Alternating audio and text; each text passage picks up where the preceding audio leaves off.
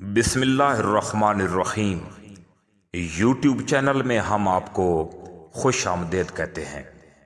حضرت ثوبان رضی اللہ تعالی عنہ فرماتے ہیں کہ حضرت محمد صلی اللہ علیہ وسلم نے فرمایا، قرب قیامت میں خراسان سے ایک گروہ نکلے گا جو اللہ کی راہ میں جہاد کرے گا، اور اگر آپ میں سے کوئی بھی اس گروہ کو پا لے تو اس میں ضرور شامل ہو جانا، خواہ تمہیں برف کے اوپر خود کو گھسیٹ کر بھی جانا پڑے۔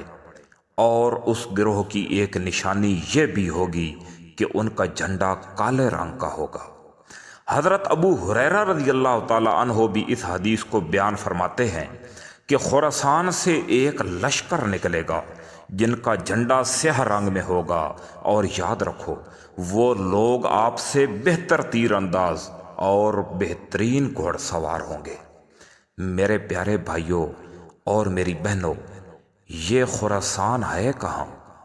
تو یاد رکھیں، افغانستان اور موجودہ پاکستان کی سرزمین کو ہی قدیمی زمانے میں خراسان کہا جاتا تھا۔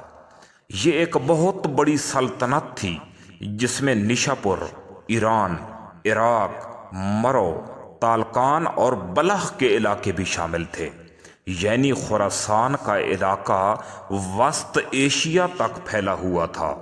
اب حدیث کا اگلا حصہ بھی ملاحظہ کرتے ہیں کہ یہ لشکر خراسان سے نکل کر فلسطین کی جانب آئے گا اور فلسطین کے شہر ایلیا میں آ کر اپنا جھنڈا نصب کرے گا، اور اس لشکر کو کوئی روک نہیں سکے گا۔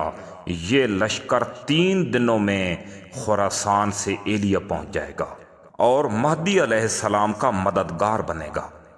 آج سے کچھ سال قبل تک یہ بات سمجھ میں نہیں آتی تھی کہ کیسے یہ لشکر 3 دنوں میں افغانستان یا پاکستان کی سرزمین سے فلسطین تک پہنچے گا، لیکن حال ہی میں بننے والی سی پیک راہداری سے مسافت کو اگر جانچا جائے تو بالکل 3 دنوں میں اچھی ٹرانسپورٹ ایران اور شام کے رستے فلسطین تک پہنچ سکتی ہے، اور یقیناً وقت کے ساتھ ساتھ یہ نظام مزید مستحکم ہو جائے گا۔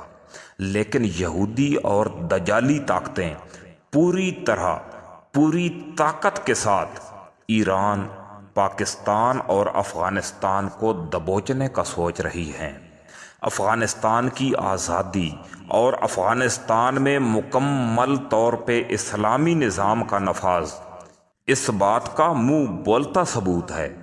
حکمران کون چنتا ہے؟ حکومتیں کون لاتا ہے؟ کیا حکومتوں اور حکمرانوں کا انتخاب عوام کرتی ہے؟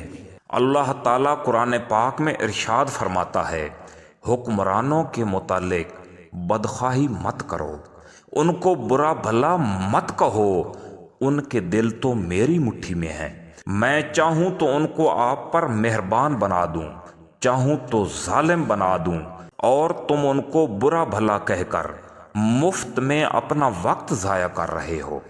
تو ثابت ہوا کہ کیا ہوگا، کب ہوگا، کس کے ذریعے سے ہوگا، یہ اللہ تعالیٰ کی ذات ہی خوب جانتی ہے۔